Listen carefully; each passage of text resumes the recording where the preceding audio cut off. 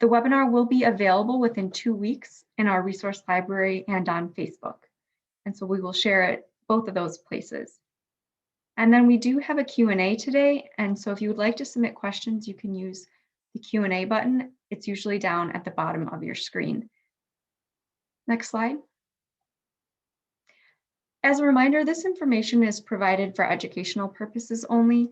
We recommend that you bring any of the information shared today with your own healthcare provider. And now I'm going to go ahead and turn it over to Dr. Chicoine. Thank you, Laura. So thanks everybody for coming today, and look forward to an hour, probably an hour of discussion or presentation, and then some time for questions on some common health conditions in adults with Down syndrome. Obviously, we're not going to be able to cover everything in this period of time, but we'll cover as much as we can over the next hour or so. So just a little bit about us. We're at the Adult Down Syndrome Center in Park Ridge, Illinois. And our mission is to enhance the well-being of people with Down syndrome who are 12 and older by using a team approach to provide comprehensive, holistic, community-based healthcare services. The center opened in 1992, and over the course of the last 29 years, 29 plus years, we've seen over 6,000 unique individuals with Down syndrome, and each year see about roughly 2,000 individuals for about 7,000 patient encounters. So busy place, we see lots of individuals. So as I mentioned, we're in Park Ridge, Illinois. The map we're showing you that we're just northeast of O'Hare Airport in the Chicago suburb of Park Ridge, about 20 or so miles from downtown Chicago. And we're on the campus of Advocate Lutheran General Hospital, and we are part of the Advocate Aurora healthcare system. In addition to providing patient care, prior to COVID-19 pandemic, we were offering a wide range of groups, including Zumba, nature club, social skills, music group, and art group. We've continued to provide some of those as best we can virtually, including some educational presentations such as this one today. And one of our efforts is to provide resources to make available online. And we do that through our online resource library, which contains a lot of videos, articles, booklets on a variety of topics, aging, Alzheimer's disease, mental health, and many others. And the resources are continually being updated. As you see from the photograph, there's really 3 audiences that we're looking to address through the education information, and that's people with Down syndrome, number 1, number 2, families and caregivers, and number 3 would be healthcare professionals. So I'll be mentioning references throughout the presentation, and that's where you can find them on this resource library. And I'll show this slide again later, but it's adscresources.advocatehealth.com. If you Google Adult Down Syndrome Center, you usually can find it pretty readily as well. So we're going to look to really talk about some common healthcare conditions in Down syndrome, including the prevention and presentation of those conditions. We're going to look at the healthcare guidelines that came out recently. We'll talk a little bit about that. And then we're going to, again, identify some resources to learn more about the common health conditions in adults with Down syndrome. Again, there's really more information than we could certainly share in an hour. So we're going to try to reference a number of resources on our resource library that you can continue to look at for more information. One of the important things to consider when talking about health is, let's first define health and well-being. So we like to use the World Health Organization definition that health is a state of complete physical, mental, and social well-being, and not merely the absence of a disease or infirmity. And so really it's trying to encompass the whole person. And we tend to look at it in this way, that there's mental health, physical health, and social health. And they all are very intertwined. And we'll mention this in a variety of ways throughout the presentation. Mental, physical, and social health, all very interconnected. And so really understanding problems in one, you really have to make sure you understand the potential for problems in the other. And to promote health in one, also typically going to have to promote health in the other two as well to be successful. Particularly in people with Down syndrome, one of the things that makes this a little more challenging is the communication skills, or the challenges in the communication skills in some individuals, particularly in the physical health resulting in mental health symptoms or behavioral symptoms. Someone presenting with a discomfort or a physical health problem may have a challenge expressing that, and so they may end up presenting as a behavioral or mental health change. And so really it would be very important to make sure you go back and look for underlying health conditions. And it really is important to look at all those things. It can be challenging to figure out, which underlying problem, but you just have to keep looking. And as Dr. McGuire, a former social worker, used to say, we really have to be detectives to look for these underlying conditions. And very important for the families and for the caregivers to have a keen eye and look for possible clues that something may be wrong there. For example, we had somebody present with change in behavior before, and the family noticed that they were fanning their chest, and ended up being that the person had heartburn, and that was an important component to treating the physical as well as the mental health. And I can give you many, many, many stories about similar situations that it is again important to watch for those subtle changes that might be contributing to the change in mental health. So let's talk a little bit about some of those health conditions. So we're going to look at definition, what the definition of health condition is, how it might present a little differently in people with Down syndrome, and what might be ways to prevent the occurrence of these conditions. And if the person does get the condition, how can that be treated? And we're also going to intertwine as we go through this. We're going to talk about the clinical care guidelines and how they address that particular topic, if there is a guideline on that topic, and also our own clinical experience on what we look for and how to treat the conditions. So as mentioned, the Global Medical Care Guidelines came out this past fall, and it's the first real evidence-based recommendations intended for guidance to healthcare providers who see adults with Down syndrome. Again, it was published in October. The number of individuals involved in this, including myself, and it covers, at this time, it covers 9 topics. So it doesn't cover all the topics, and there will be more to come. Cancer and some others were not covered in this round, but we will be addressing those in future rounds. But there's a lot of good information in that, and again, the link is there for further review, and it's also on our that link is on our webpage to follow if you can't find it otherwise. And then we also share, it's also on our webpage, is our health questionnaire. This is one that we share with families, and they answer and bring that information with them. And again, this is on our website. And one of the things we encourage the families that don't come to us to also consider taking a look at this, as this might be helpful to consider changes that you hadn't thought about. We went back to the whole thing of being observant for changes that might give a clue to what's a change in the individual's behavior or mood or social situation. But again, looking through this and seeing are there some changes, this might give you some things to think about. Are there some changes in the individual that may be important to share with their healthcare provider?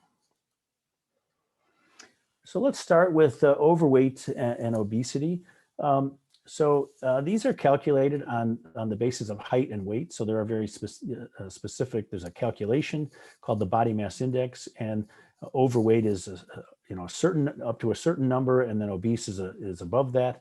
And these are specific for, not specific for people with Down syndrome. This is just a general calculation. It's not a perfect indicator.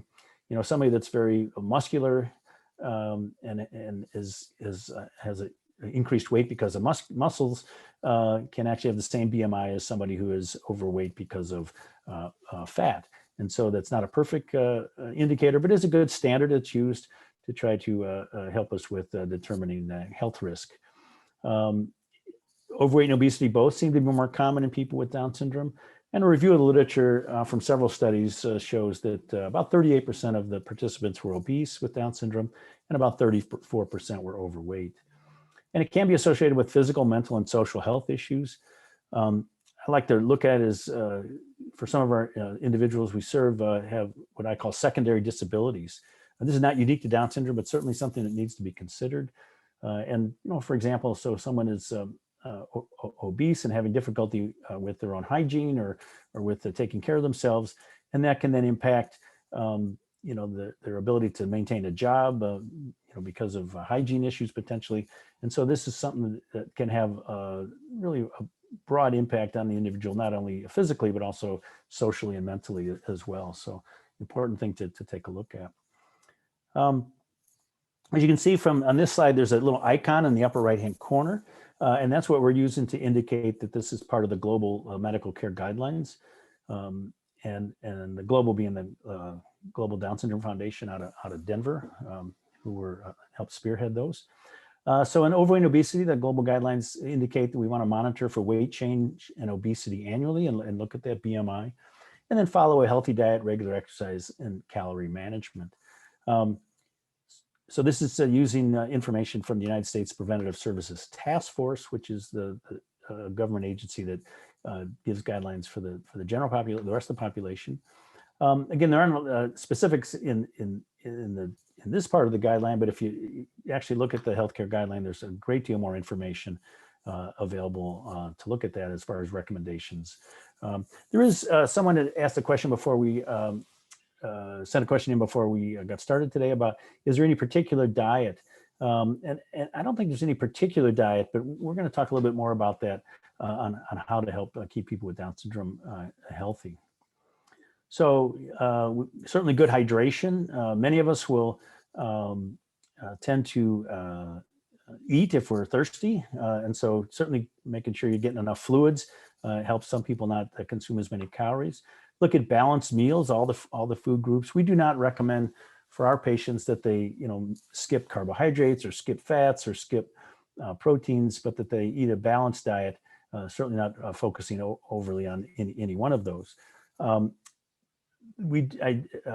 Certainly portion size is an important component to that as well.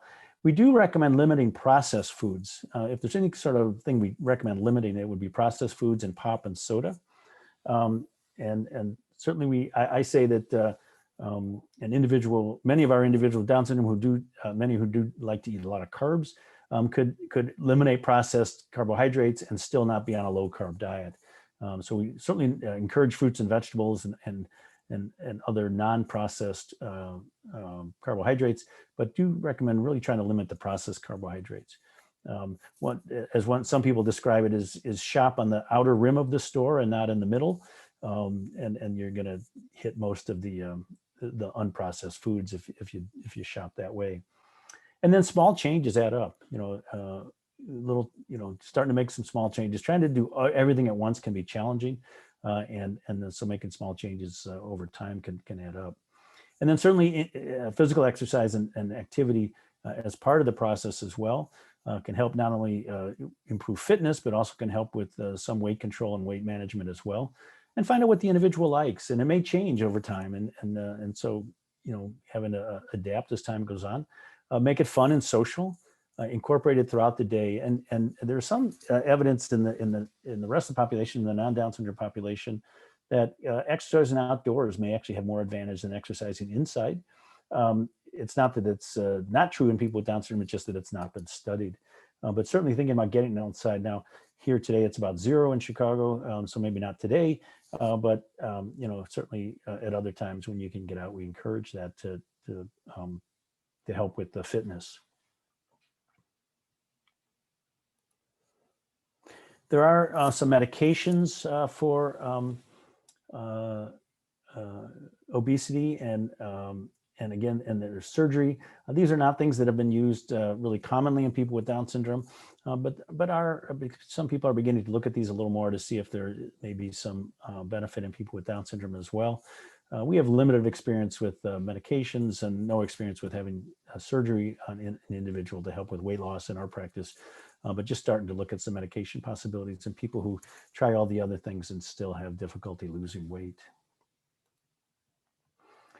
Another nutrition thing to consider is vitamin deficiencies. It seems that vitamin B12 is probably more common in vitamin B12 deficiency is probably more common in people with Down syndrome, and some of that may be due to celiac disease. Some of that may be an autoimmune situation. Autoimmunity means that our immune system attacks an organ system of the body, and in this case, it may impact on the body's ability to absorb B12. That's not really clear yet. We do know that some B12 deficiency in some individuals without Down syndrome is autoimmune, and presumably some in people with Down syndrome as well. But again, this is something that may be more common. And then vitamin D is also, doesn't seem to be more common in people with Down syndrome, probably more common based on where you live. The less sunshine and the less chance to be outside in the sunshine, where our body then the sunshine helps our body convert vitamin D into an active form. And so it does help with bone health. And there's some data, limited data at this point, that it may help with preventing a more serious illness with COVID. We get a lot of questions about, are there other vitamins or minerals that help prevent COVID or prevent serious complications from COVID? And there isn't great data on this at this point. We did put an article up on our Facebook page recently, and we'll have it up on our webpage soon, that was done out of Harvard, kind of a summary of the vitamins and COVID that I think is worth taking a look at. Both of these are certainly vitamin D you can help prevent by getting out in the sun more. Vitamin B12, there's certainly a healthy diet is for both of these to reduce vitamin B12. The vitamin deficiencies is certainly a way to address those. And then if deficiencies do become an issue and do need medications, there are pill forms for each of these and injections potentially for vitamin B12 deficiency. So again, healthy diet, regular exercise, outdoor activities, all helping weight as well as vitamin, making sure we're getting enough healthy diet for vitamins and minerals as well. And we have lots of information on our webpage regarding hunger and satiety in people with Down syndrome. We do see some folks with Down syndrome that have a difficult time, feeling full, and also low carb diets. We have some information on that. Vitamin B12 deficiency, and also exercise in people with Down syndrome. So we're going to shift to the next organ system, if you will, organ systems, vision and hearing. We do know that refraction errors, just needing glasses, seems to be a problem that's more common in people with Down syndrome. And so that's something to consider. We'll talk about that in a moment with regards to prevention and treatment. Cataracts occur at a younger age in people with Down syndrome and seem to be more frequent. And that's the clouding of the cornea, and that can cause significant vision impairment, which we've seen a number of individuals that it caused significant, contributed to significant behavioral or apparent cognitive loss issues, when really it was vision issues. And that was making sure that the vision was addressed became a very significant part of the treatment for those problems. Keratoconus, which is a problem seen there in the slide. So that's with the cornea. So you can see that the cornea is on the outside of the eye here. And then in keratoconus, it kind of bulges out like that, and fluid collects in there, between the lens and the cornea. And that can certainly cause vision problems. And that is there are now some treatments that are available for that. One including, we've had a handful of patients get corneal transplants. So there are some less invasive procedures now that are also available, but we have a few patients get corneal transplants and actually did quite well with them, and really did a wonderful job of restoring their vision. So one reason I mention that is just, if it does come down to that, we do, that's not, having Down syndrome is not a reason not to do that. It's not a reason. Anyway, we do encourage people with Down syndrome, if that's a viable option, to make sure that that's considered, because we have seen some very successful treatments with that. Hearing impairment is more common. Certainly, that as we get older, many of us our sensory hearing, the nerves in our ears will begin to become more impaired. And that seems to be something we see more commonly in people with Down syndrome, and probably at a younger age too. And that has a lot of implications with regards to mood and behavior and even cognitive function. It's known, certainly, again, not been studied in people with Down syndrome, but been studied in the rest of the population, that as people get older and their hearing goes, it may actually even be a risk for developing dementia, as there's less interaction with other people socially because of that. And so, again, hearing is an important thing to consider checking for on a regular basis. And then earwax, again, is more common. It's always very gratifying when there's concern that someone has developed a dementia because they're not following directions well, and you look and they have earwax plugging up their ear canal, and you remove the earwax, and suddenly the what was presumed to be dementia goes away because they're now hearing better. So again, both with vision and hearing, there are various recommendations. There's a guideline for children up to age 21 from the American Academy of Pediatrics. And then there was a study in the Netherlands done about 20 years ago. And vision and hearing, we recommend vision and hearing to consider at least every 2 years, particularly for vision. Some people will recommend more frequently, but it is something at least every 2 years to consider getting tested, even if there are no obvious symptoms, because sometimes the changes can be subtle, and the person's you may not really get the person may not really complain about loss of those senses, and it may not be obvious until you check for it.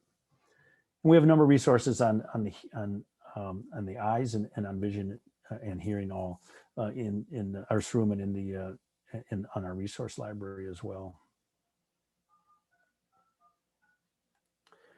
So now we're going to shift to atlantoaxial instability, which is or cervical subluxation, it's also known as.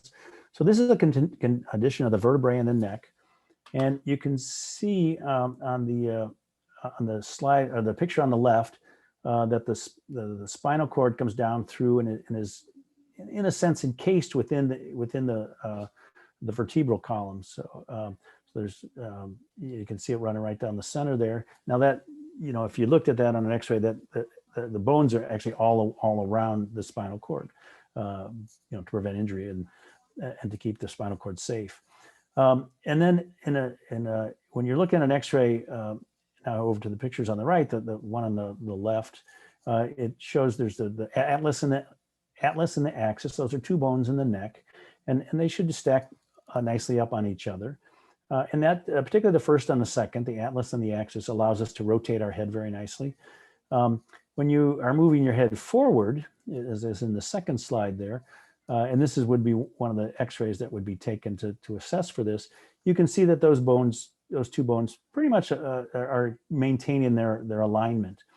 But in the third slide, where the circled in red there, you can see that the first bone the atlas, is slipping off of the axis. That's the second bone. And so now going back to thinking of that first picture on the far left there, if the spinal cord is up inside there, now that's going to be tugged or pulled on or pinched as that bone slides forward, because the spinal cord goes up through the center there. And that's the problem with atlantoaxial instability, that the spinal cord gets pinched. So these bones are stacked on top of each other, and as they slip, the spinal cord can get pinched. And that it's most commonly in the first vertebrae on the second the first vertebrae slipping off the second vertebrae. But it can really happen through any of the neck bones in the neck, the 7 neck vertebrae or cervical vertebrae. It can also happen in other parts of the spine, although less commonly in the lumbar, the lower back. It's also going to happen, and pretty rarely in the thoracic or the vertebrae that are attached to our ribs. It'll be more commonly in the neck, and less commonly in the lower back, and then even less common in the mid back. And so this is something that is unfortunately more common in people with Down syndrome.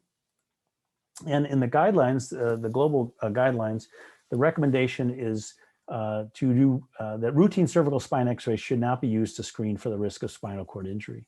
So particularly for those of you that have their son or daughter, or the person with Down syndrome that participate in Special Olympics, there has been a requirement to get these lateral neck X-rays from the side, at least once, if not periodically, to participate in Special Olympics. Special Olympics is beginning to move away from that. recommendation, and the American Academy of Pediatrics in the pediatric guidelines has also moved away from that and do not recommend getting regular or any spinal x-rays to screen for this. They do, the American Academy of Pediatrics, as well as the global adult guidelines, recommend reviewing for signs and symptoms of what's called cervical myelopathy, which is when the damage to the spinal cord that's occurring because it's getting pinched by the bones.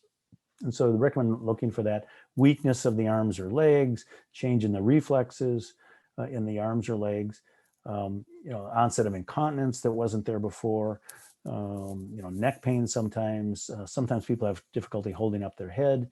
And we've also found that sometimes headaches can be associated with that.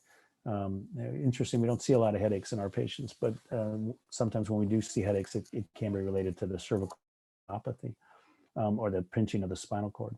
So what the global guidelines, as well as the American Academy of Pediatrics, they recommend looking for these signs every year and do an annual screening using targeted history and physical exams. So again, checking for the muscle strength, checking for, is there a change in the gait, checking for the reflexes would be what we'd be recommending to do on an annual basis.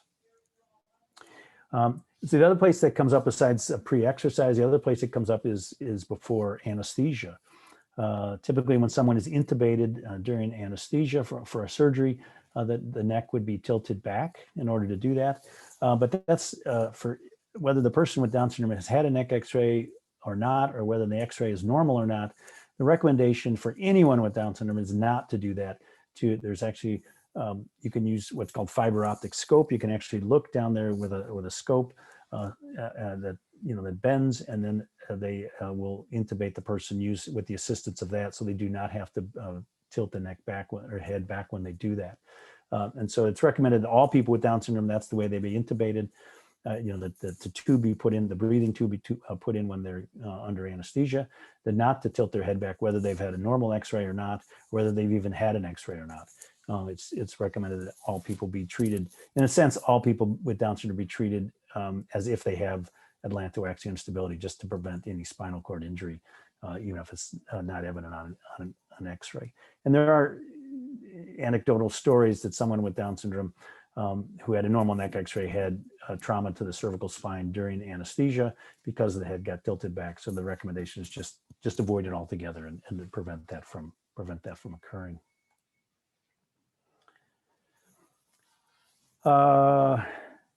Next topic is seizures. So there's really a wide variety of seizures in people with Down syndrome and in other people. It can range from what's called myoclonic jerking, or just sort of, an arm or a leg or the trunk will just have one or a few jerking movements.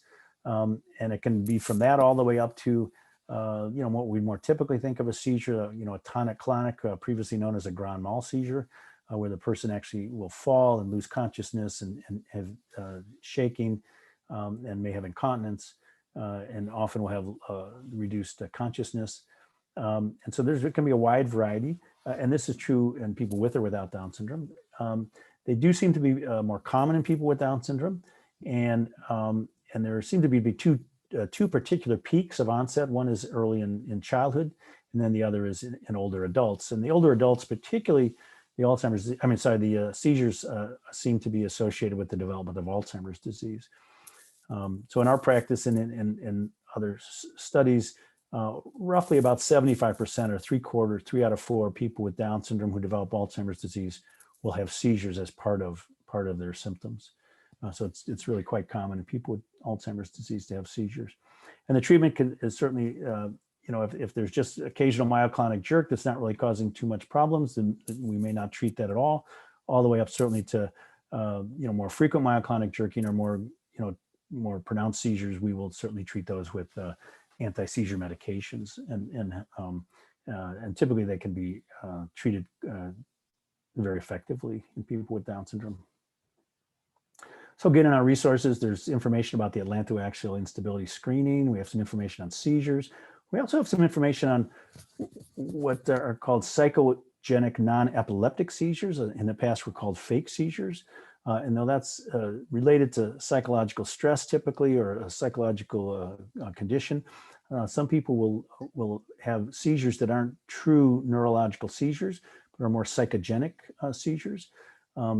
that can sometimes be difficult to sort out, although there's an article that came out just a couple of weeks ago that suggested that there may actually be some blood tests that might actually help delineate the two, although that's not readily available at this point, but hopefully in the future that'll become available.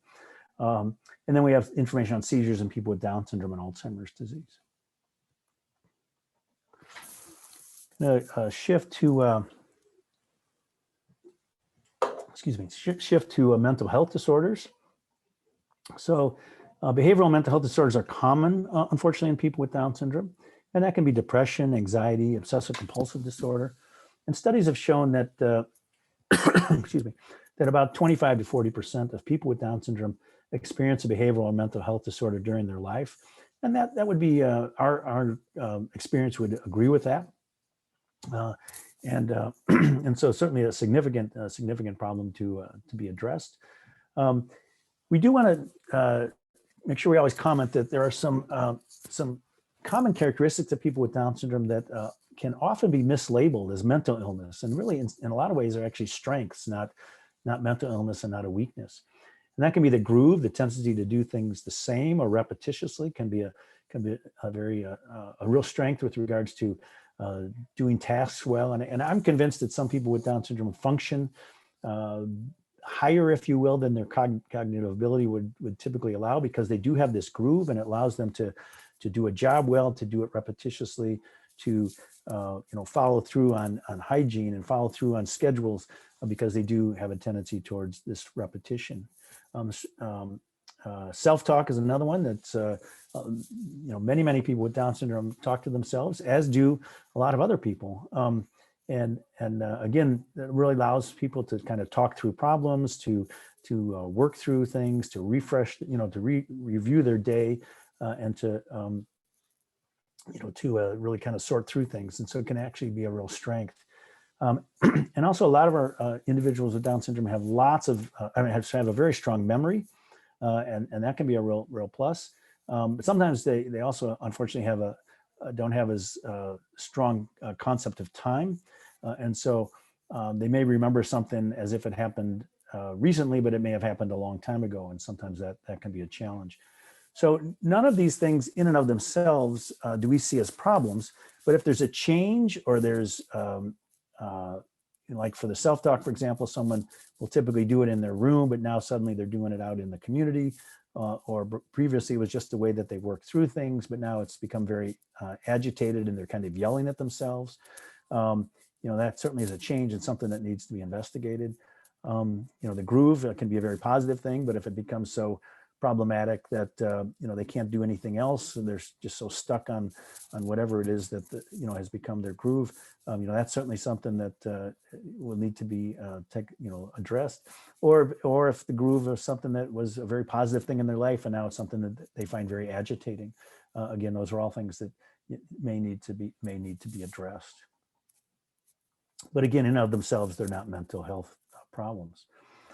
In the global guidelines, when there is a concern for mental health disorder in adults with Down syndrome, that referral to a clinician who is knowledgeable about medical and mental health disorders and common behavioral characteristics of adults with Down syndrome. So, we talked early on about the interaction between physical and mental health and social health, and that's having an understanding of that is important, as well as these common behavioral characteristics. When we opened the clinic in 1992. Pretty quickly we started seeing a number of individuals that were coming in on antipsychotic medications for psychoses. And as we pieced through the histories, it was clear that the primary issue was that they were talking to themselves.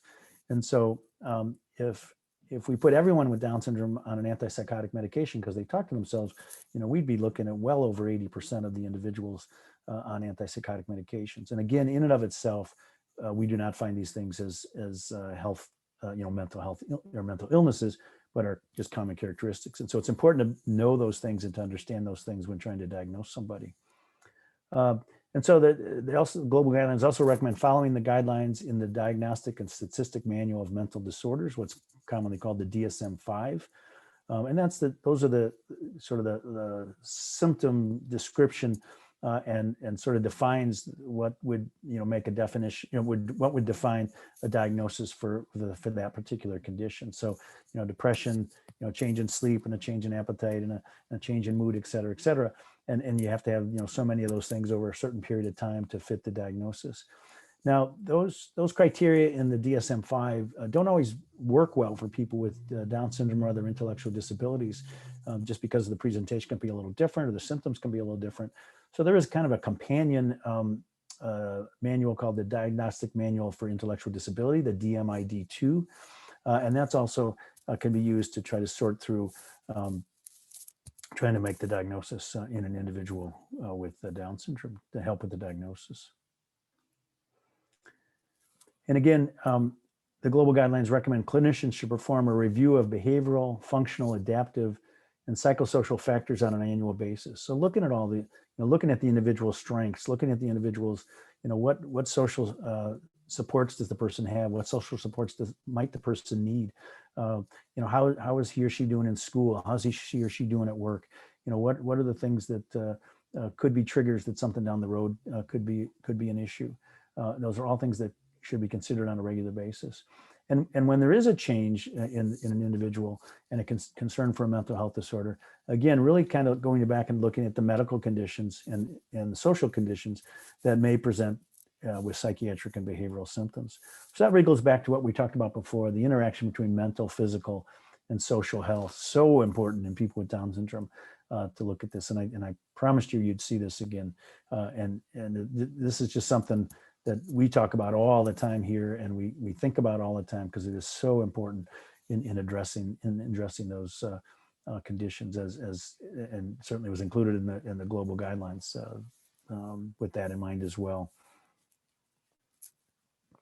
So again, sleep disorders, thyroid problems, dehydration, gastrointestinal problems, all those can impact all those physical health things can impact on mental health, can change the social health.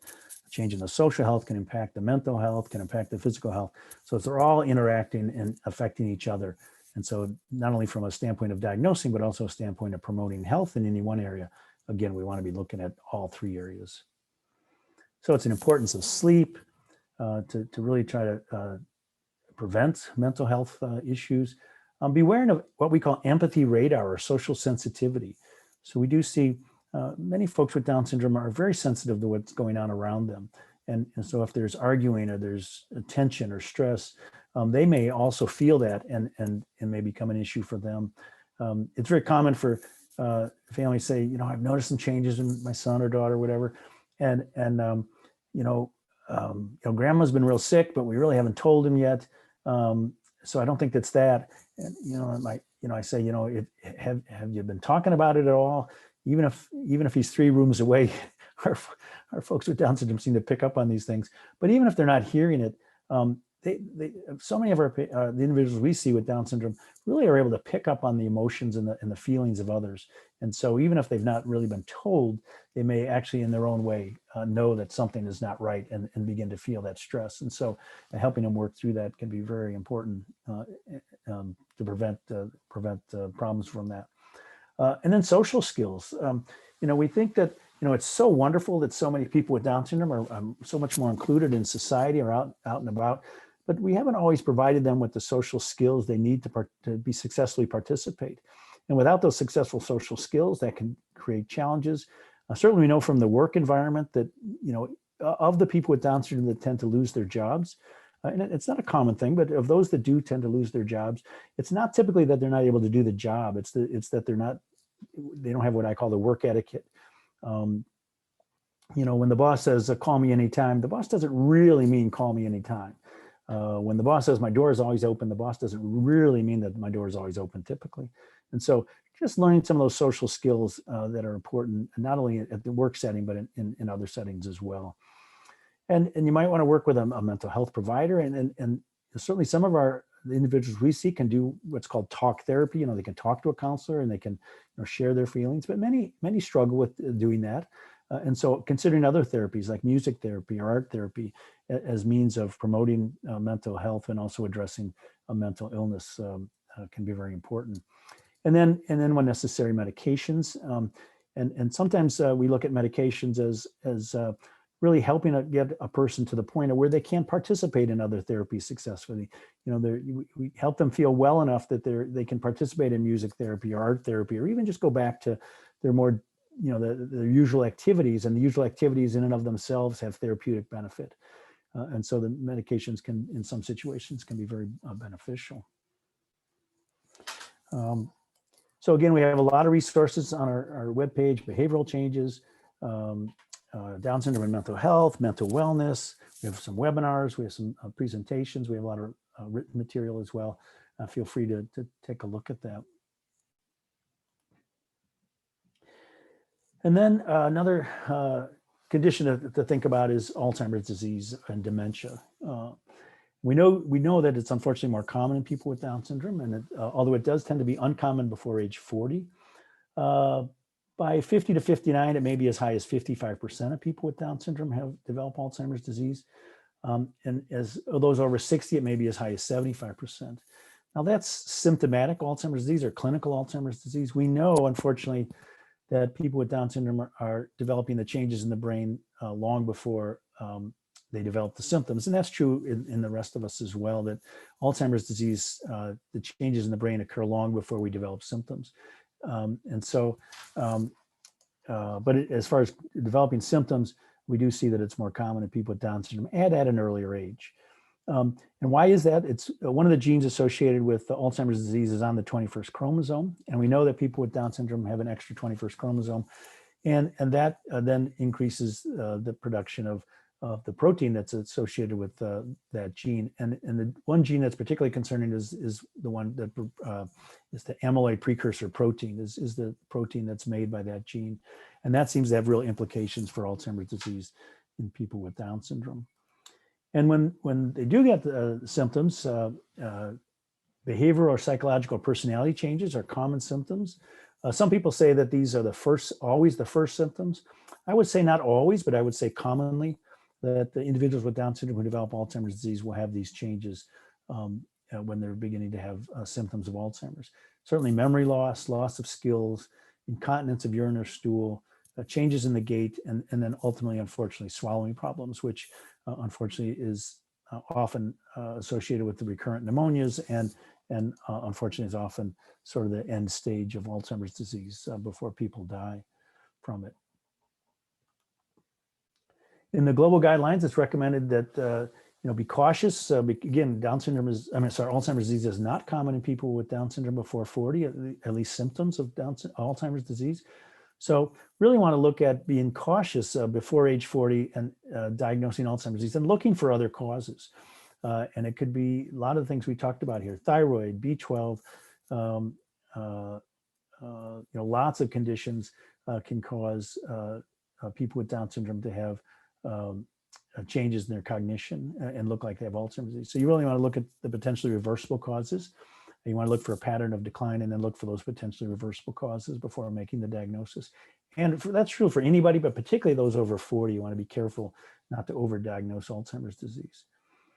And then around age 40, you want to begin to consider screening people for the beginning of changes.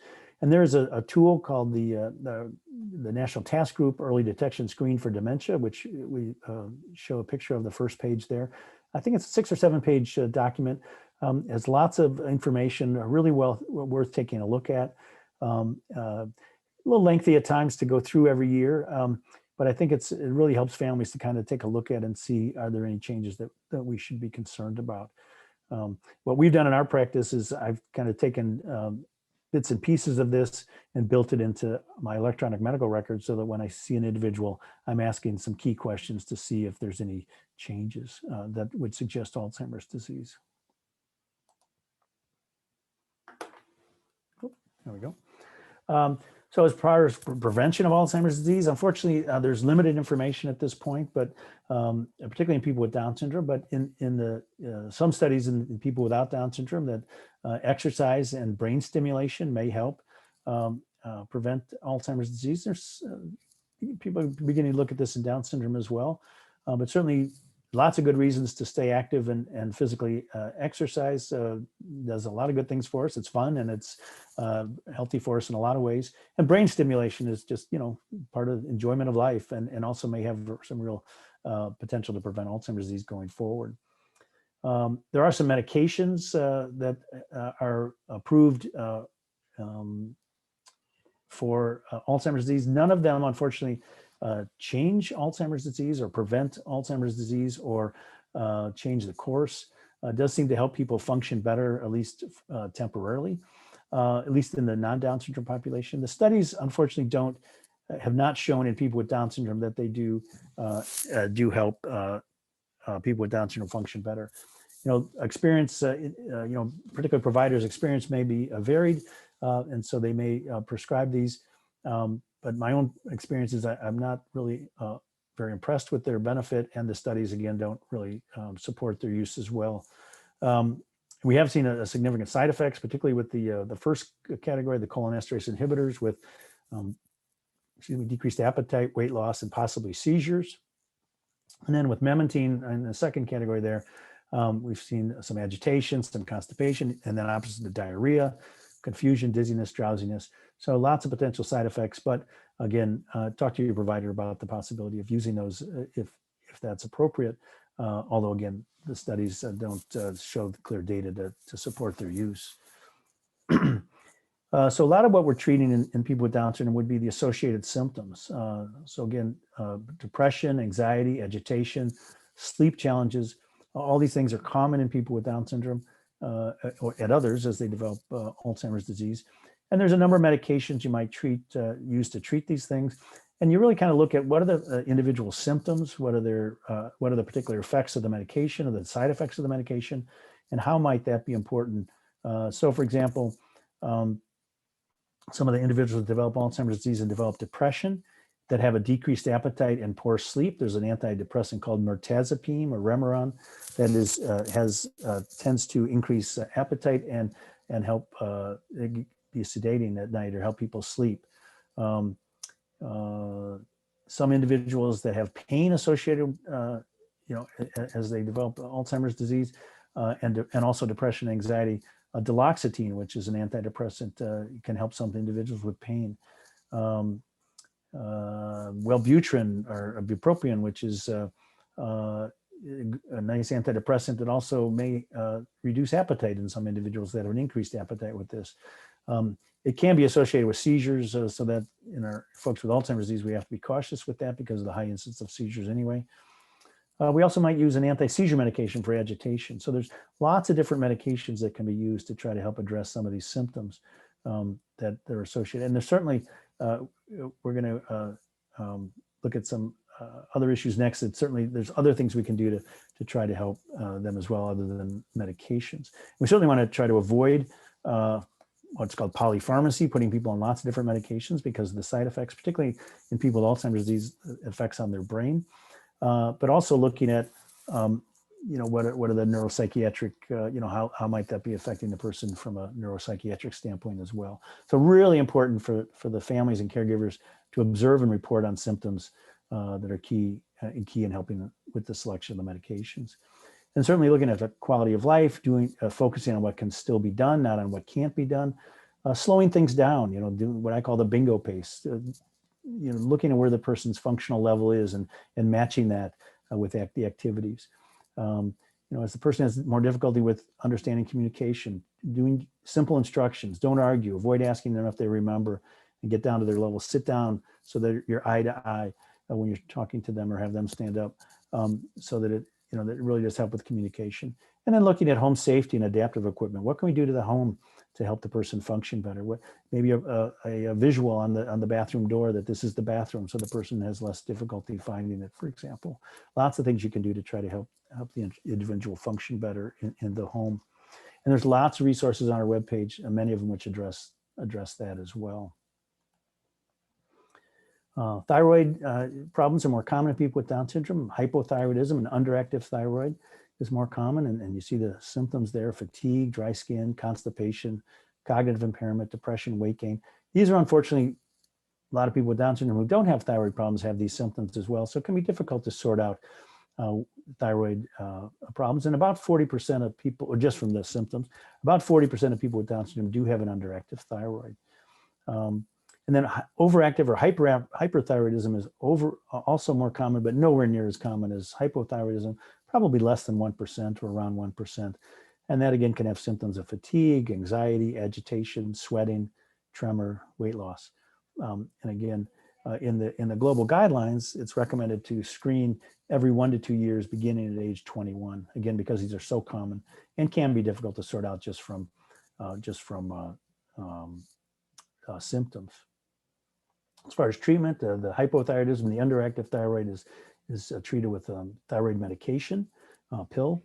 And hyperthyroidism or overactive thyroid can be treated with different medications, but can also be treated with radioactive iodine and also with surgery much less commonly. Surgery is most commonly reserved for people that are having other symptoms. Perhaps the thyroid is so large that it's causing trouble breathing or something like that. That would certainly be a surgical indication, but the other two would be much more commonly used.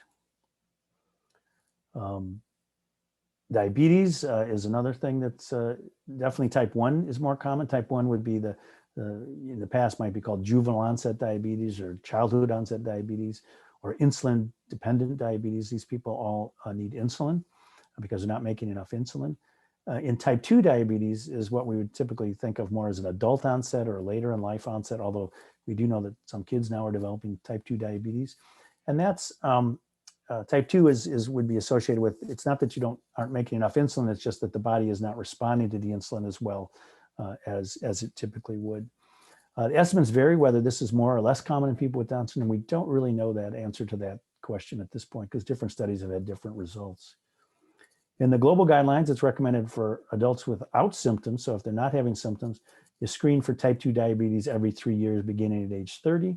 And for those that have obesity, you screen every 2 to 3 years beginning at age 21.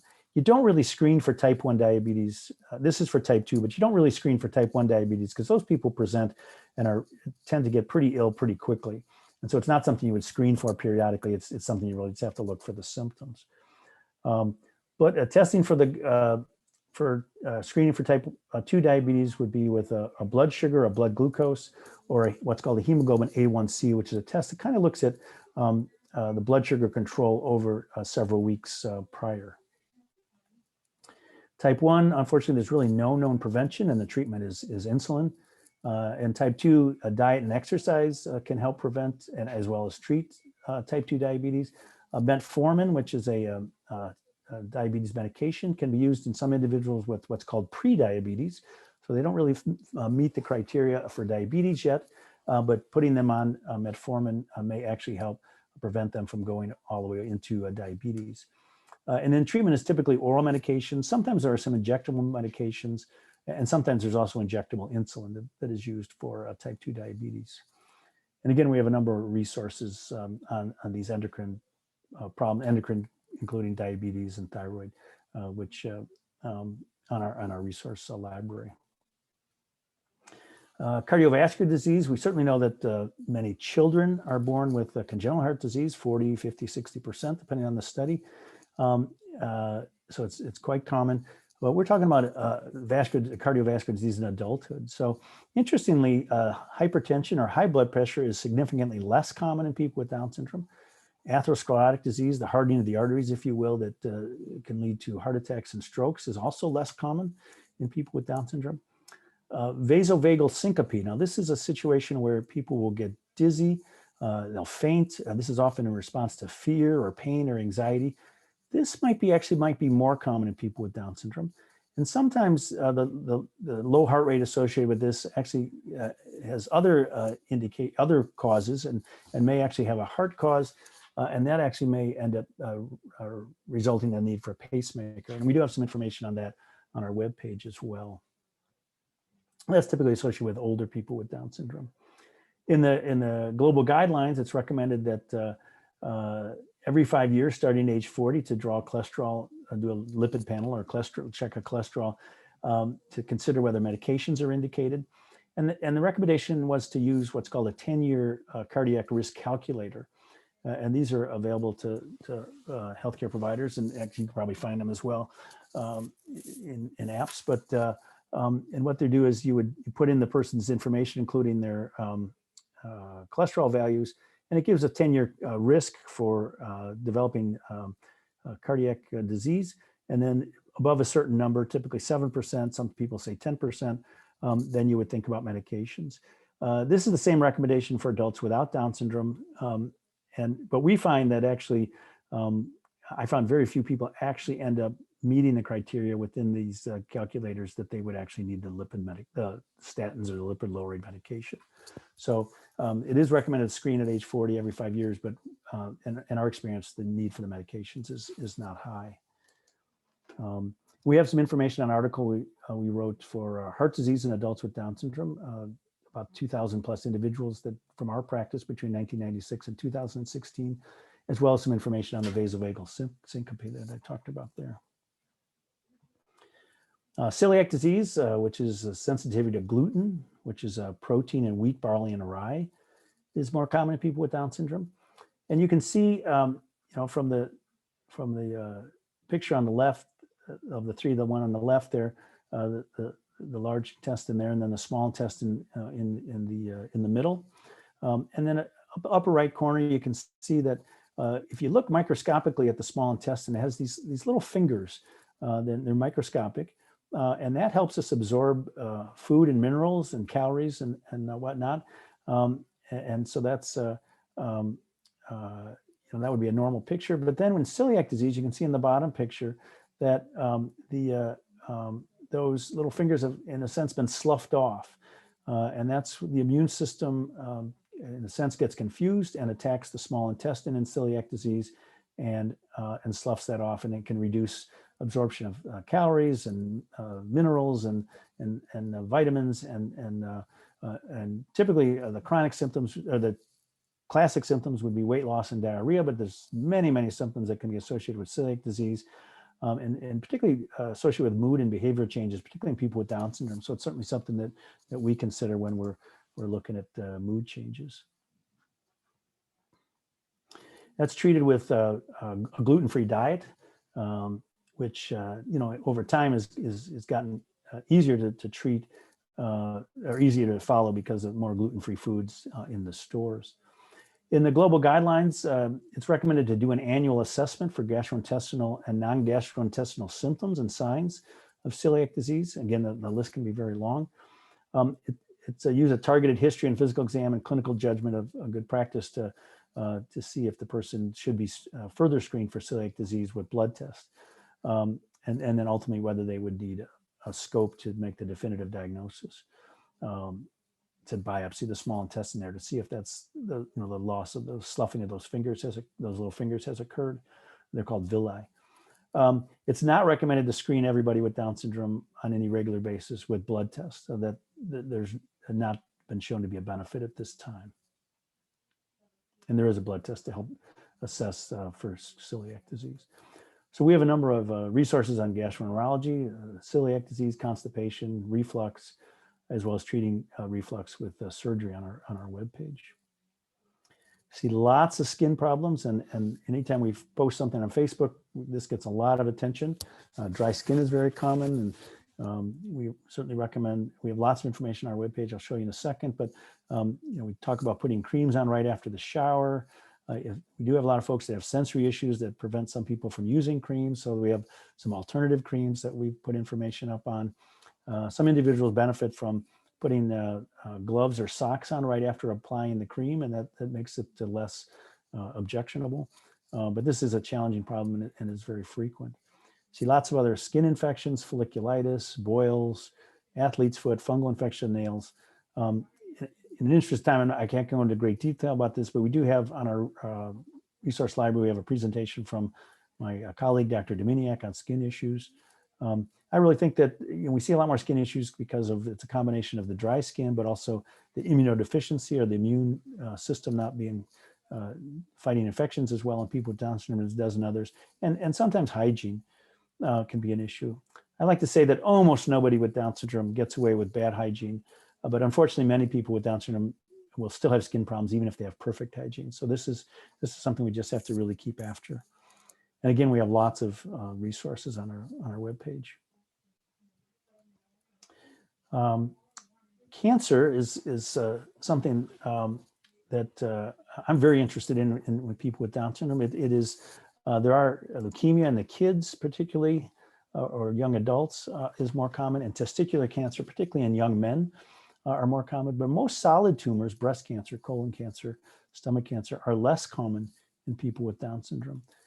So that's certainly something that I'm very interested in, hoping will be in the next round of guidelines. That was not in this first round of guidelines. And it has some real implications for screening. What about colonoscopies in people with Down syndrome? What about mammograms? Should my loved one be screened? Really encourage you to discuss that with your healthcare provider. We've not come out with those guidelines yet. But a lot of things to consider. What does the procedure involve? If there's an abnormality of the mammogram or the colonoscopy or whatever, what follow-up procedures might be involved? Is anesthesia required, and does that make the person with Down syndrome more at risk for complications of the screening? And what is your family history? We really don't have much of any information on cancer in people with Down syndrome related to the family history of cancer. And we certainly know in the rest of the population that's important.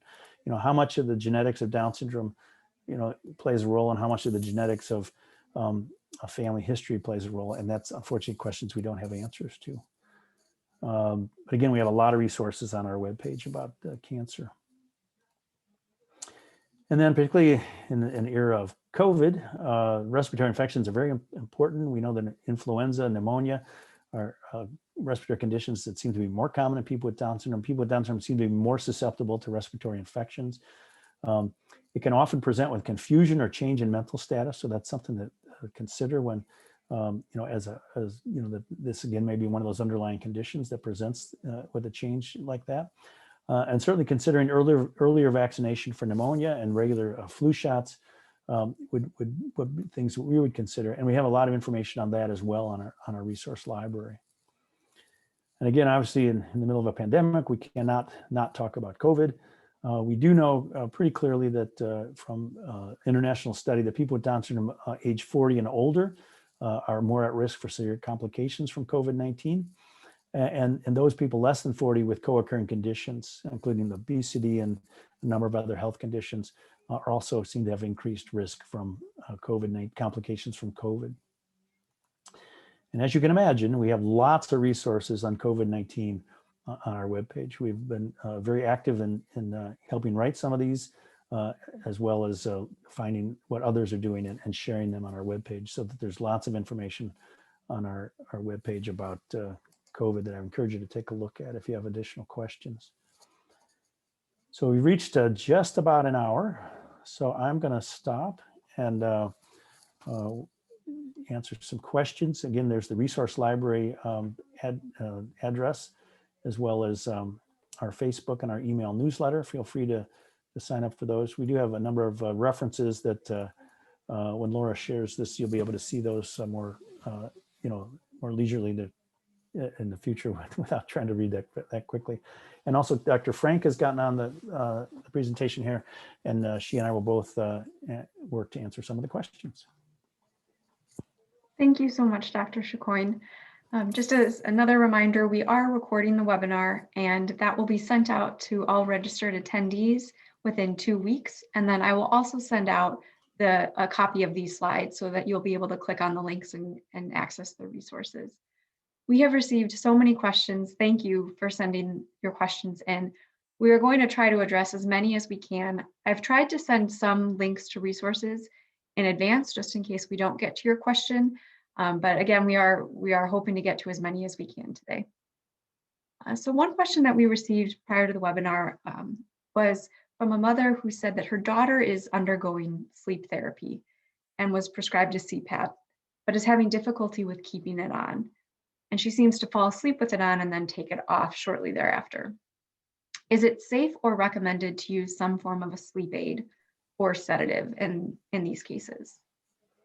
So I would, Katie has worked a lot on helping people wear their CPAP. So that would certainly be something to consider first. Are there other ways to help the person wear that and keep that on? But certainly those that wake up and take it off, that can be a significant challenge.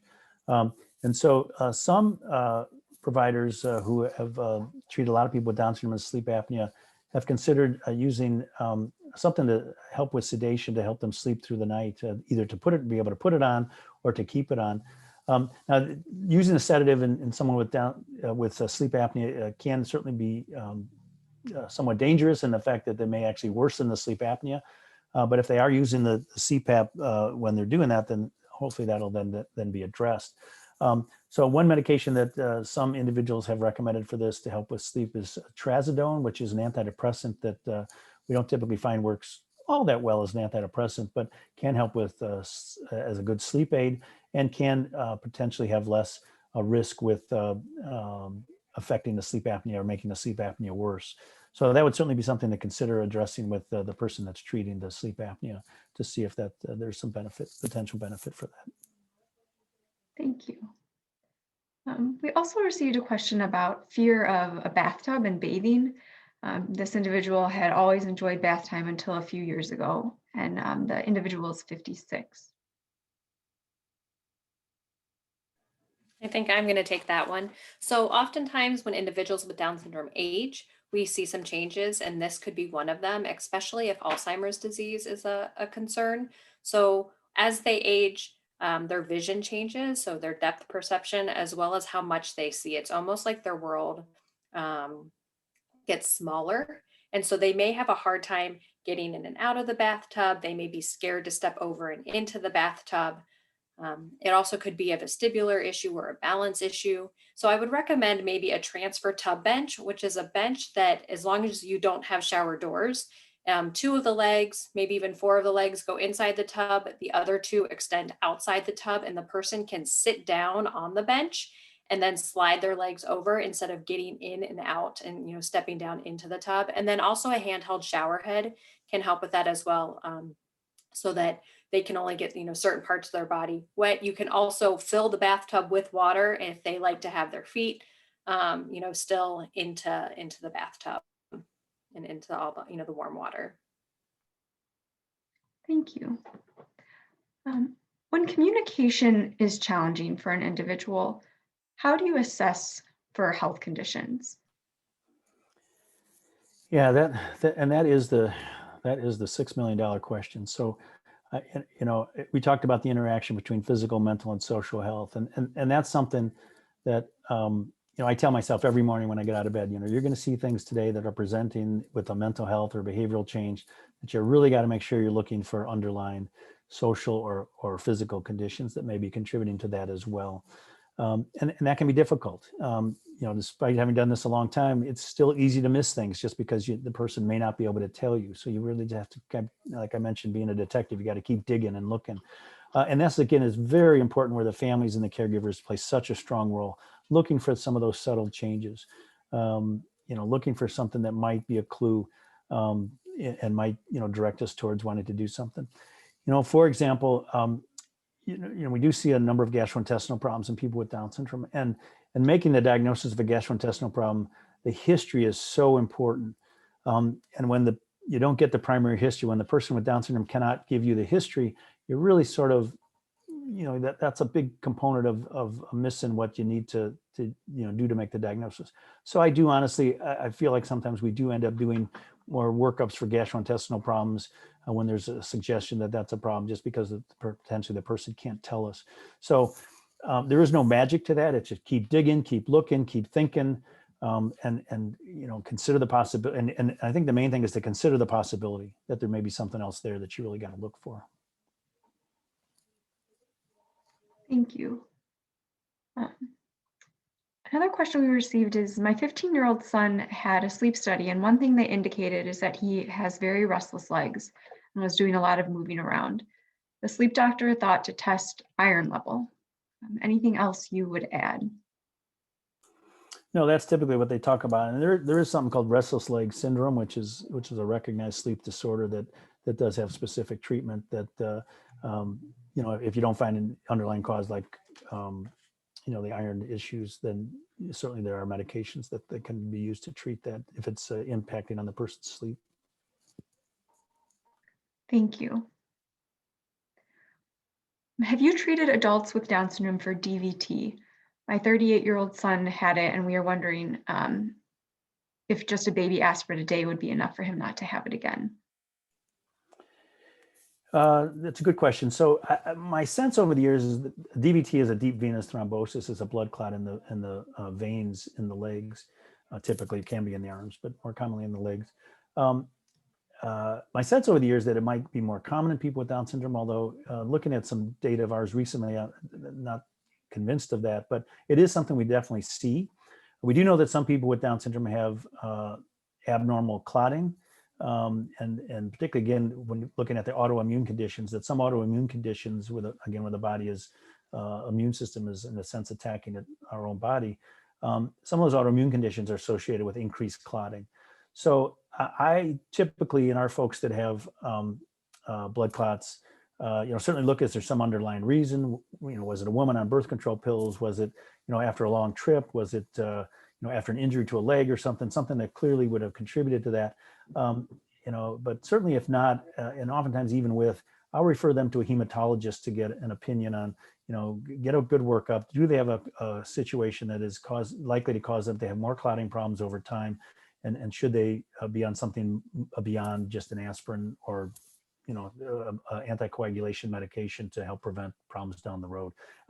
So that there isn't a simple answer to that. It does take a little investigation to know for sure. Thank you. We have a couple questions on atlantoaxial instability and whether that's something that can develop over time, and if they have had an X-ray done, if that only needs to be done once in a lifetime. Yeah, at this point, the recommendations are not to get any X-rays actually for kids and even for adults at this point on any regular basis, or certainly as a screening tool. Now, if someone develops symptoms or there's changes on the exam, you certainly want to get getting X-rays to assess for that, as well as potentially even an MRI or CT scan of the neck to further look into that. So from just a pure screening standpoint, if the person doesn't have symptoms at this point, the recommendation is to look for the symptoms or the signs on the exam. And then if they have any of those, then to consider getting the X-rays or even MRI. And actually, Laura, if I could I forgot to mention something on the COVID. I know we'd gotten a question before, actually about the different vaccines. And I forgot to mention that there really are no studies on head-to-head studies on, comparing Moderna with Pfizer with Johnson & Johnson. So, one versus the other, there's really no way to make a recommendation of one versus the other at this time. Certainly with the lack of vaccines around, our recommendation is get whatever you can get. At least at this point, the recommendation is to get, if you got Pfizer for the first, get Pfizer for the second. If you got Moderna for the first, get Moderna for the second. But our recommendation is at this point, get what you can get as soon as you can. Thank you. Are there medications that can be used to decrease appetite? Yeah, I didn't go into detail, and certainly we won't have time to go into detail here. But yes, there are some medications that can be used to address that, and we've just started to use some of those in a few patients, who we were just not able to control their help them lose weight otherwise. But there are some things you can use. And what would you recommend that individual do? Talk with their healthcare provider? Yeah, I would certainly talk to the healthcare provider. Certainly you want to, like with anything else, we want to use non-medicinal treatments first, if at all possible. So look at the other things, talk to a nutritionist, work on exercise, work on healthy diets, work on, eliminating processed foods from the home, do all those things. And then, if you're still having problems, look into for thyroid, if the thyroid's underactive, that can contribute. Look at the medications the person is taking. Are they contributing to weight gain? Look at all those things. And then if you're still in a situation where the person's has weight problems, particularly if they're causing other health issues, then you want to look at potentially using other medications for that. Thank you. Could you comment on the best interventions and treatments for adults with Down syndrome and depression? Yeah, so as I mentioned with Alzheimer's disease, it really depends on what the person's other symptoms, what the symptoms are associated with the depression, what else is going on, looking at the what other physical conditions might be contributing, what social situations might be contributing. Are there functional issues? We have the advantage of having Dr. Frank in our office, and she can address some of those things that may be stressors. So you really want to look at all those things and address all those. And then certainly from a medication standpoint, looking at, again, like, if the person is not eating well and not sleeping well, I might use the mirtazapine because it helps, it has more of a tendency to sedation and more increased appetite. Certainly in someone that's eating all the time with their depression, the mirtazapine would not be what I would select. So it really, it depends on what the person's symptoms are. Thank you. I think Katie, this would be a good one for you. How can social skills be improved in individuals with Down syndrome? Well, I think it depends on what social skills you would like to address, whether it's conversation skills or etiquette. And we offer a variety of programming here. And in our resource library, we try to create resources based on the social skills groups we look at. So I would suggest someone look at those resources first to see if any of those can be helpful. But really, it's a skill that we all need to practice. The thing is, for us, we can learn from each other about what is appropriate, but individuals with Down syndrome really need to be taught what is appropriate and then have opportunities to practice. And it's important for us to be good role models and to demonstrate those appropriate social skills so that they know how that they should be acting as well. Thank you. Yeah, I would just add, I cannot emphasize enough the importance of the social skills and its impact on health. Not only health promotion, but when people don't have the good social skills and how it impacts negatively on their health. So important to look at that. Even if someone get good training in school, the needs change in adulthood. They may have forgotten what they learned in school. They may need to practice it. So I think revisiting this on a regular basis is such an important thing. And I really encourage you to take a look at the resources Katie and Laura have put up on our webpage. Thank you. We've received some questions about ophthalmology and how you can do examinations on individuals who may have a harder time cooperating with some of the procedures, and then also if there are any alternatives to things like dilating the eyes. Yeah, I'm certainly not an expert on eyes, but I think that there are some tools that are now available to get a pretty good idea what the person's prescription is, for example, without having the person say, this letter is clearer than that letter, what we would typically do at an eye exam. And so certainly using some of the technology that's available. I go to the eye doctor and I never get my eyes dilated anymore because they now have a camera that they can actually take a picture of my retina. And so that would be an option that potentially for someone that doesn't have to, finds dilating the eyes a problem. And so there are lots of new technology. Sometimes, again, using some of the social stories and other things just to get people ready for that. Taking pictures of the machines that are going to be used, the people that are going to be the person's going to be interacting with at the appointment ahead of time, and kind of running through that, kind of setting up. This is what to expect, so there's not surprises. All those things can be helpful with regards to having a better eye exam. Thank you. And how would you recommend someone find an eye doctor who would be able to work with them? Yeah, that's a good question. Certainly the national organizations have a list of clinics that you might look at. I don't know that any of the clinics actually have an eye doctor in them, but they would typically have referral information that they could provide. And if that's not available, certainly I would just reach out to the local parent group or the local Down syndrome organization and ask other families who have you had good success with. And we find that the word of mouth is actually, the best way to do that typically. And even if it's an adult and you have a pediatric clinic locally, I would ask at the pediatric clinic, as individuals age out of your clinic, what eye doctor has been good to see the adults, and they might be able to provide that information. Thank you. So I know that we are about 5 minutes over. Dr. Chicoine and Dr. Frank, would you be comfortable going on for about another 10 minutes with questions? Sure. Great, thank you. And again, we will share the recording, so if you have to drop off, we understand. Another question was, can high levels of uric acid cause seizures? That is a good question. I've never heard that. I would have to go back and see if there's some isolated cases, but I'm not aware that that's a typical complication of elevated uric acid. Thank you. There was a question I forgot to also address. Someone had asked about people that get dizzy after eating, for example, and there's a condition called hypoglycemia, or low blood sugar, where some people that, particularly after eating a higher carb diet or a sugar diet meal, will get the blood sugar will drop and they'll get dizzy. Some people actually will still have the dizziness even though they don't have the blood sugar drop, and it may be that the blood sugar drops from a little higher to a little lower, but not actually to a level that's considered low. It may be that you just have symptoms from other changes. So certainly, we do know that some individuals with Down syndrome have the hypoglycemia.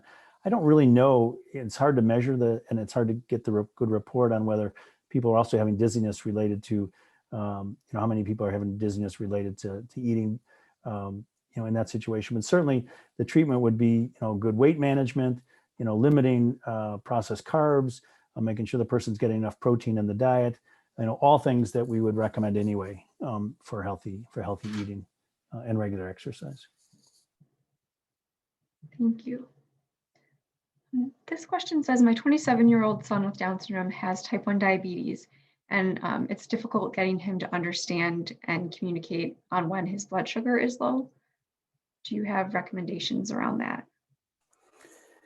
So the question is that he can't report himself when the blood sugar is low, is how I'm interpreting that? Yeah, it's difficult getting him to understand communication on when his blood sugar is low. Yeah, and that's certainly a problem. And again, that's a problem with any condition in people with Down syndrome, where the physical changes the person may have a difficult time sharing that. Again, I think technology going forward is going to have has potentially such a gift for so many people with disabilities of a wide variety, including Down syndrome, intellectual disabilities. And so I think, looking at, can you look into, there's some of those devices that stay on the skin or just under the skin, and then send the blood sugars to the phone. And so you could have that on your own phone. And I would have to admit, I have not used one, but, I would imagine there's a way you can set it up so that an alarm goes off if the blood sugar is below a certain level, and so that you'd really be able to keep track. And I don't even know if, again, I have to look, I have not had a patient with one of those at this point, but, would you even need to be near the person to get that information? It's potential that you could even, that thing could put it on the internet and send it to your phone wherever I don't know what the capabilities are, but I think that's certainly something to discuss with the endocrinologist, that's a challenge. And that is a challenge for many people with Down syndrome with diabetes, that it's, you have to be careful on over treating, because, low blood sugar can be a life-threatening condition very quickly. And if the individual cannot report it, that's a real problem. And that's certainly a known issue in people with intellectual disabilities. So again, I would say look at some of the new technology that might be able to help with that. Okay. Can you touch on PTSD? Our now 29-year-old was diagnosed with PTSD after he was hospitalized a few years ago. So PTSD stands for post-traumatic stress disorder. It's typically when I was growing up, it was people coming home from the soldiers coming home from Vietnam, or people in car accidents, and then it was the Middle East wars and whatnot, and Afghanistan that we talk about that. But I say stress is in the eye of the beholder. So whatever stress was, or hospitalization or some other event that occurs that people find very stressful, we do think that it contributes to people having a post-traumatic stress disorder afterwards. The challenge with that is that it's oftentimes difficult to really know what the stress was if the person can't tell us or we're not aware. In this case, it was a hospitalization, so that's a little more obvious. But in some cases, we don't really know what that. So I suspect it's probably out there a little bit more than we realize because we don't understand what the stress is. Don't get history on what the stress is.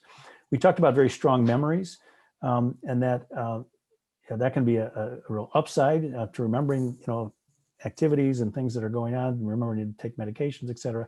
The downside can be that people can also remember negative events more readily as well. And so, looking to treat it with, counseling, music therapy, same kind of things we talked about with mental health in general, but also then looking at medications potentially. And then again, looking at, are there activities that are contributing to that? And would someone like Dr. Frank, kind of look at whether there's some sensory methods that can be used to try to help the person, as well as looking at their activities and what they might be able to do in place of those things that they find stressful in that situation. So really, again, like everything else we've talked about with mental health, it's really a multifaceted approach to take a look at that. Thank you. This question says, my 17-year-old son with Down syndrome takes vitamin D, a probiotic, vitamin C, and a men's multivitamin, all in chewable form, as he won't take the pills. Are you okay with the chewable vitamins, and do you have any recommendations for any others? Yeah, I mean, I think the chewable are fine. I think that, ideally with a strong, healthy diet, regular sun exposure, and making sure you get enough vitamin D in the diet, vitamins in theory should not be necessary. And vitamin D is certainly a challenge, particularly where we live in the north, where as one rheumatologist used to say, you could lie outside naked all winter long in Chicago and still not get enough sunlight to have enough vitamin D. Of course, you'd have other problems as well, but that aside. So, vitamin D certainly is a difficult one. So certainly vitamin D is one that I would certainly think about.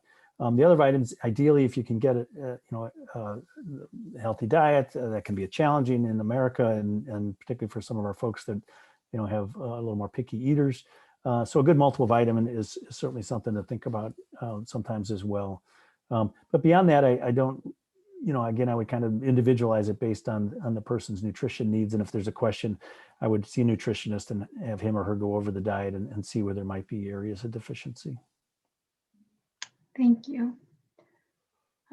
Is it common for people with Down syndrome to have random hives that can be as small as itching of individual fingers to virtually all over the body, redness and rash? And then secondly, is there a common reaction to anesthesia that results in intense rash? Yeah, no, I would say that we don't see that commonly. We have seen it really just a handful of times with the hives, and hives can be challenging to sort out, what is the underlying cause for that. And so, really, if it's a persistent problem, considering going, looking very thoroughly at, is there something in the diet? Is there something, a cream or a shampoo or a soap, or, looking at all those things that might be contributing to that. And if you're not finding, then I'll usually send people to an allergist to kind of try to sort through that. That can be a difficult thing.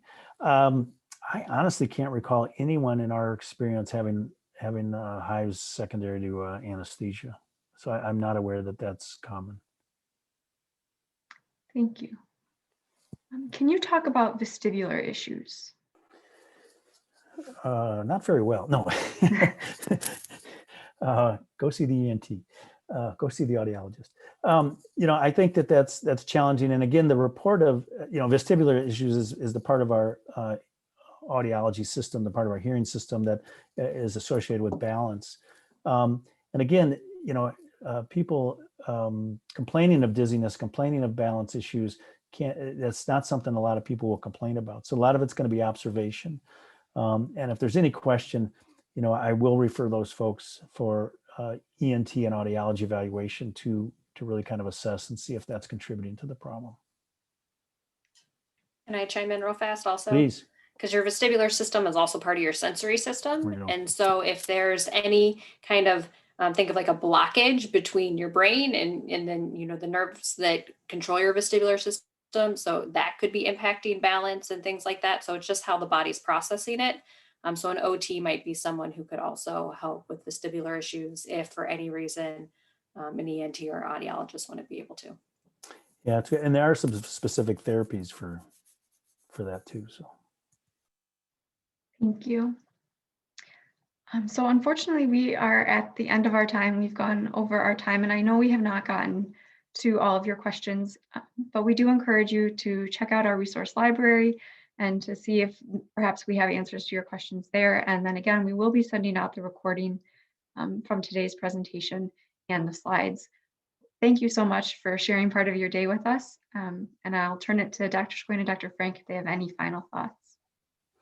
no, I just really appreciate you, listening, and please again feel free to look at our resource library, and we'll continue to look at the questions and continue to build more resources as time goes on. Thank you. We hope you have a great rest of your day. Be well, stay safe.